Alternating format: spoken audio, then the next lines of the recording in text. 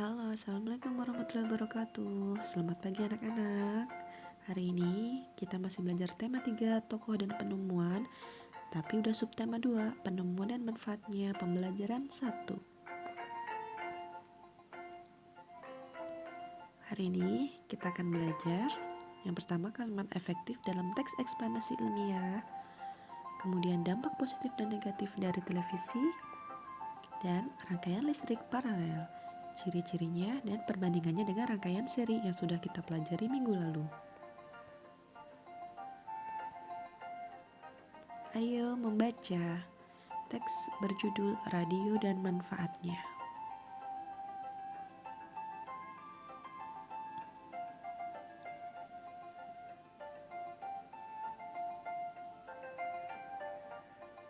Nah, kalau sudah, ayo berdiskusi.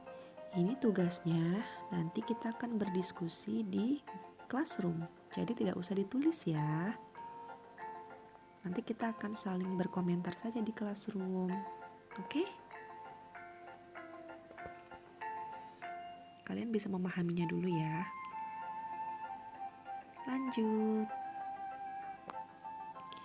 Perubahan sosial budaya dalam bidang iptek dan pendidikan. Dahulu, masyarakat memperoleh ilmu pengetahuan hanya dari sekolah dan buku. Teknologi pada saat itu masih terbatas. Lama-lama teknologi pun berkembang. Hadirlah radio. Masyarakat pun memperoleh informasi dan pengetahuan dari radio. Berbagai informasi didengar dari radio atau disampaikan secara lisan. Seiring kemajuan iptek, hadir pula televisi yang dapat menyampaikan informasi berupa gambar dan suara.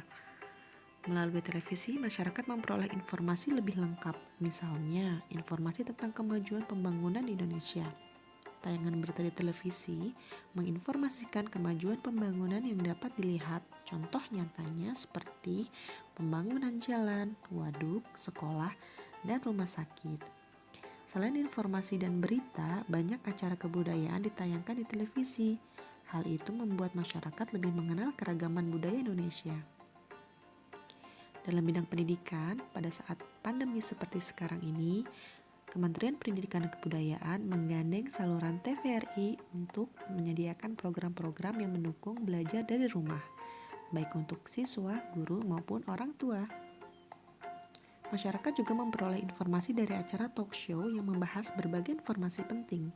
Kini, masyarakat memperoleh lebih banyak informasi dan ilmu pengetahuan. Kehadiran televisi pun membawa perubahan sosial budaya di masyarakat. Namun demikian, tayangan televisi harus disikapi secara bijaksana. Kita harus bisa memilih tayangan-tayangan yang sesuai dengan usia kita.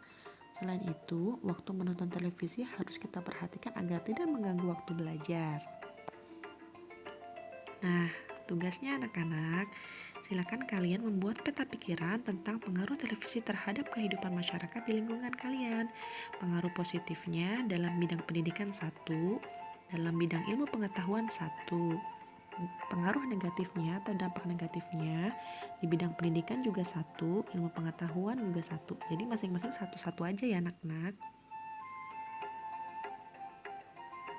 Nah, di dalam televisi itu terdapat rangkaian paralel yang menghubungkan ke instalasi listrik di rumah. Ini adalah rangkaian paralel. Rangkaian paralel adalah rangkaian yang dipasang bercabang. Karena disusun secara bercabang, jadi kalau ada satu aliran listrik terputus, cabang lainnya masih bisa menyala. Dan lampunya pun menyala sama terang. Walaupun banyak lampu, tapi karena dayanya itu sama, maka nyalanya itu sama terangnya. Berbeda dengan seri. Kalau lampu rangkaian seri, semakin banyak lampu yang dipasang, maka nyalanya akan semakin redup karena dia berbagi sumber listrik. Nah, karena banyak bercabang, jadi kan komponen listriknya banyak. Jadi biayanya lebih besar kalau dibanding rangkaian yang seri. Contohnya, lampu lalu lintas. Lampu lalu lintas itu lampu merah ya nak, ada warna merah, kuning, dan hijau. Nah, ini ada rangkaian seri dan rangkaian paralel. Walaupun keduanya berbeda, tapi mereka juga memiliki persamaan. Yang pertama, daya dan arus listriknya sama. Kemudian, mereka juga dapat digunakan bersama-sama. Jadi nanti campuran, ada rangkaian seri dan rangkaian paralel.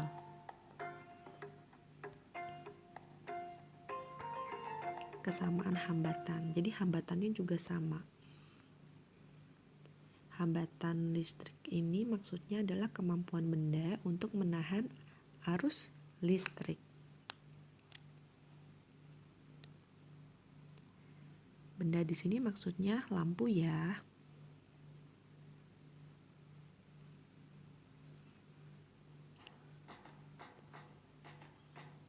Nah, tugas kalian, perhatikan gambar nomor 1 dan 2. Ada 2 gambar kan?